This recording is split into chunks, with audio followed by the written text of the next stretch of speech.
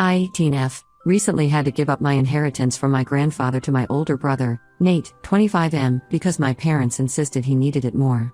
This whole situation has left me feeling betrayed and angry, so I decided to take matters into my own hands. My grandfather passed away last year, leaving behind a substantial estate. In his will, he specified that his assets should be divided equally among his grandchildren. I was set to receive $10,000 and a vintage car that I had always admired. Nate, on the other hand, was supposed to get $10,000 and our grandfather's old pocket watch. The problem started when Nate announced that he wanted to start his own business, a food truck specializing in gourmet grilled cheese sandwiches. He claimed he needed more capital to get it off the ground, and that's when my parents stepped in. They told me that I should give Nate my share of the inheritance because he had a real plan for the future, while I was just going to waste it on college expenses. I tried to argue that college wasn't a waste and that I needed the money too, but they wouldn't listen. My mom even went as far as to say that since I had good grades, I could easily get scholarships, so I didn't really need the inheritance. It was clear that they favored Nate and his ambitions over my education. What makes this situation even more frustrating is the history between Nate and me. Growing up, he was always the golden child in our family. He could do no wrong in our parents' eyes, while I was constantly criticized for every little thing. Nate took advantage of this dynamic and often bullied me, knowing that our parents would always take his side. I remember one incident when I was 14 and Nate was 21. He had come home from college for the summer and brought some of his friends with him. They decided it would be funny to lock me in the shed in our backyard during a heat wave. I was trapped in there for hours, scared and dehydrated, while they laughed about it. When I finally managed to get out and told our parents, they brushed it off as a harmless prank and told me to stop being so sensitive. This pattern of behavior continued throughout our childhood and teenage years. Nate would constantly put me down, steal my belongings, and even sabotage my friendships by spreading rumors about me at school. Our parents never intervened, always making excuses for his behavior or blaming me for provoking him somehow. So, when they demanded that I give up my inheritance to Nate, it felt like the final straw. I initially refused, but then my dad threatened to cut me off completely if I didn't comply. He said he wouldn't pay for my college or support me in any way if I didn't help Nate out. Feeling cornered and afraid of losing my chance at education, I reluctantly agreed. The day I signed over my inheritance to Nate was one of the worst days of my life. I watched as he grinned smugly, knowing he had once again gotten his way at my expense. Our parents praised him for his entrepreneurial spirit while barely acknowledging my sacrifice. A week after Nate received my share of the inheritance, he threw a launch party for his food truck business. I wasn't invited, of course, but he made sure to send me plenty of photos from the event. The messages accompanying the pictures were full of backhanded comments like, "Thanks for your contribution, sis. Couldn't have done it without you. And too bad you missed out on all the fun. Maybe next time." His taunting messages pushed me over the edge. I knew I had to do something to get back at him, to make him face consequences for once in his life. That's when I remembered a secret Nate had been keeping from our family for years. When Nate was in college, he got involved with some shady characters and ended up participating in a credit card fraud scheme. He managed to avoid getting caught, but I knew about it because I overheard him panicking on the phone with one of his accomplices a few years ago. He had sworn me to secrecy, threatening to make my life even more miserable if I ever told anyone. Now, armed with this information, I'm considering exposing Nate's past criminal activities to our parents and potentially the authorities. I know it could ruin his new business and possibly land him in legal trouble, but a part of me feels like he deserves it after years of tormenting me and taking advantage of our parents' favoritism. Am I wrong for wanting to reveal Nate's secret and potentially ruin his business as revenge for being forced to give up my inheritance? I'm torn between feeling justified in my anger and worried that I might be taking things too far. Update 1. It's been 2 weeks since my original post, and a lot has happened. I want to thank everyone who took the time to respond and offer advice. After much consideration, I decided to go through with my plan to expose Nate's secret, but things didn't quite unfold as I expected. I started by anonymously tipping off my parents about Nate's involvement in the credit card fraud scheme. I created a fake email account and sent them a detailed message explaining what I knew, including dates and names of some of the people Nate had worked with. I also suggested they look into his old bank statements and social media activity from that time for proof. At first, nothing seemed to happen. My parents didn't mention receiving any email, and Nate was still going about his business as usual. I began to think that maybe they had dismissed the information as a prank or that their blind faith in Nate was so strong that they refused to believe it. However, about a week after I sent the email, I noticed a shift in the atmosphere at home. My parents were unusually quiet and tense, and Nate started spending more time locked away in his room. I overheard hushed arguments coming from my parents' bedroom late at night, but I couldn't make out what they were saying. Things came to a head 3 days ago when my parents finally confronted Nate.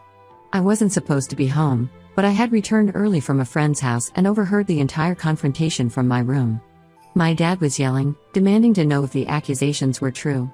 Nate tried to deny it at first, but as my parents presented more evidence they had uncovered, his lies began to unravel. I listened as Nate finally broke down and admitted to everything. He explained how he had gotten involved with the wrong crowd in college and how the scheme had started small but quickly spiraled out of control. He claimed he had only participated for a few months before realizing how dangerous it was and cutting ties with the group. What surprised me most was my parents' reaction. Instead of the unwavering support Nate usually received, they were furious.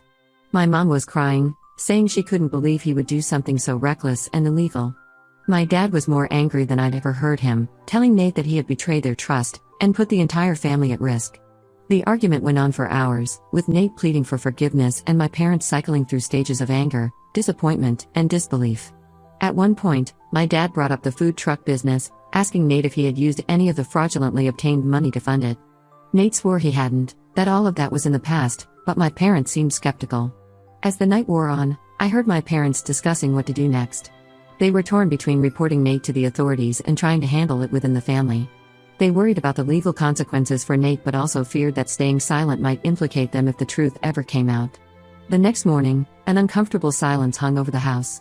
Nate stayed in his room, only emerging to use the bathroom. My parents looked exhausted and conflicted. When they saw me, they tried to act normal, but I could tell something had shifted in their perception of our family dynamic. Later that day, my mom pulled me aside and asked if I knew anything about Nate's past activities. I played dumb, pretending to be shocked by the revelation. She hugged me tightly, apologizing for not being more attentive to both of us over the years. It was the first time in a long time that I felt truly seen by her. As for the food truck business, it's currently in limbo. My parents have frozen the accounts associated with it until they can be sure none of the startup money came from illegal sources.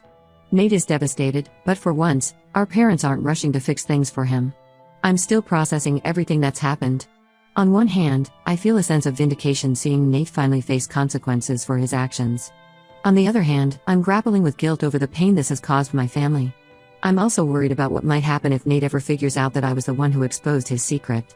For now, I'm keeping a low profile and focusing on my upcoming move to college. I'm relieved that my parents haven't mentioned rescinding their offer to help with my tuition, especially now that Nate's business is on hold. I'll update again if anything significant happens, but for now, I'm trying to navigate this new, tense family dynamic one day at a time. Update 2. It's been about a month since my last update, and the situation with my family has taken some unexpected turns. I'm currently writing this from my dorm room at college, where I moved in last week, earlier than planned due to the tensions at home. After the initial confrontation about Nate's past, my parents spent several days in a state of shock and indecision. They consulted with a lawyer friend of theirs to understand the potential legal ramifications if Nate's involvement in the credit card fraud were to come to light. The lawyer advised them that while the statute of limitations might protect Nate from criminal charges, there could still be civil liabilities if any of the victims came forward. This information seemed to push my parents towards trying to handle the situation privately. They told Nate that in order to avoid potentially ruining his future, they would help him make amends, but with strict conditions.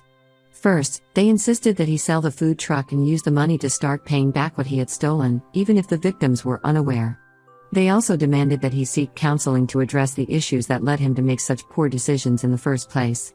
Nate, realizing the gravity of the situation, agreed to their terms. He seemed genuinely remorseful, which was a new look for him. Over the next couple of weeks, he worked on selling the food truck and all the equipment. It was a difficult process, and he ended up taking a significant loss on the investment. During this time, I noticed a marked change in how my parents treated both of us. They became more attentive to me, asking about my plans for college and showing interest in my life in a way they never had before. With Nate, they were noticeably cooler, watching him with wary eyes as if they were seeing him for the first time. About 2 weeks ago, just as things seemed to be settling into a new normal, another bombshell dropped. Nate's ex-girlfriend, Melissa, showed up at our house unannounced. I was in the living room when she arrived, and I'll never forget the look of panic on Nate's face when he saw her. Melissa was furious. She revealed that she had recently discovered fraudulent charges on her credit card statement dating back to when she and Nate were together. She had done some digging and figured out that Nate must have been behind it. She threatened to go to the police if Nate didn't confess and pay her back immediately. Our parents, who were home at the time, overheard everything. They were shocked to learn that Nate's crimes extended to stealing from his own girlfriend. This revelation seemed to be the final straw for them. My dad, in a rare moment of putting his foot down with Nate, told him that he needed to confess everything to Melissa and work out a repayment plan with her. Nate, cornered and out of options, broke down and admitted to everything. He told Melissa about his involvement in the larger fraud scheme and how he had used her information as part of it. Melissa was devastated, alternating between crying and yelling at Nate for betraying her trust. In the end, my parents stepped in to mediate. They helped Nate and Melissa work out a repayment agreement, with my parents guaranteeing the payments to ensure Melissa would be fully compensated. In exchange, Melissa agreed not to press charges, though she made it clear that her relationship with Nate was over for good. This whole ordeal seemed to finally break through Nate's sense of entitlement. For the first time in his life, he was facing real consequences for his actions. He's been uncharacteristically quiet and withdrawn, spending most of his time working odd jobs to start paying back the money he owes. As for me, watching all of this unfold has been surreal. I feel a mix of vindication and sadness. While I'm glad Nate is finally facing consequences, seeing my family in such turmoil is harder than I expected. My parents, especially my mom, have been reaching out to me more, apologizing for years of overlooking Nate's behavior and my feelings. I decided to move into my dorm early to give myself some space from the family drama. My parents supported this decision, even helping me move in and making sure I had everything I needed. It feels strange to suddenly have their attention and support after years of being in Nate's shadow. I'm focusing on starting my college journey now, trying to put this chapter of family drama behind me. I still haven't told anyone that I was the one who initially exposed Nate's secret, and I plan to keep it that way.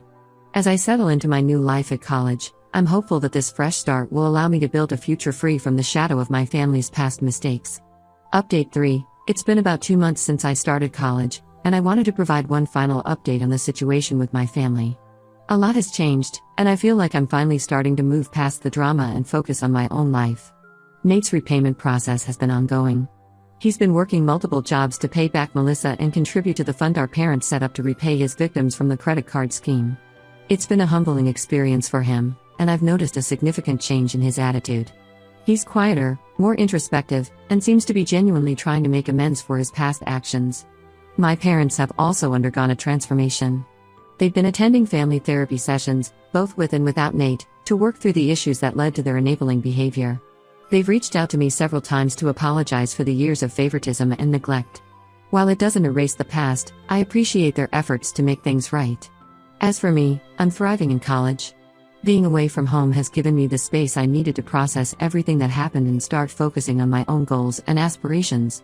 I've made new friends, joined some clubs, and I'm enjoying my classes. It feels liberating to be in an environment where I'm not constantly compared to Nate or overlooked. Last week, I received an unexpected call from my grandfather's lawyer. It turns out that there was a clause in the will that none of us knew about. My grandfather had stipulated that if any of his grandchildren were found to have engaged in criminal activity, their inheritance would be redistributed to the other grandchildren.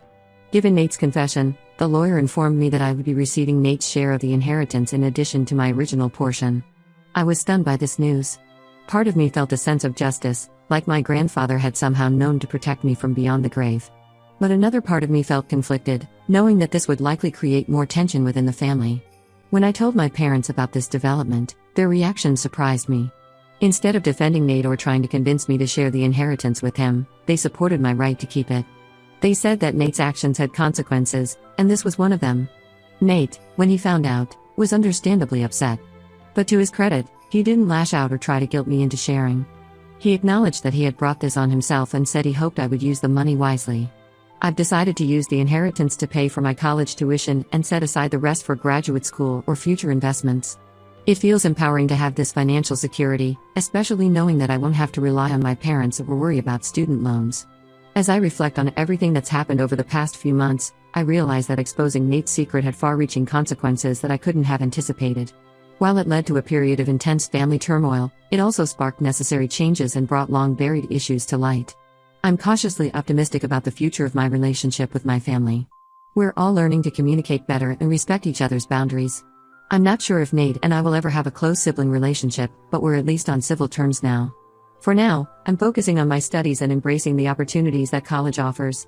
I'm grateful for the chance to forge my own path and create a life that isn't defined by my family's past mistakes. Whatever the future holds, I feel better equipped to face it on my own terms.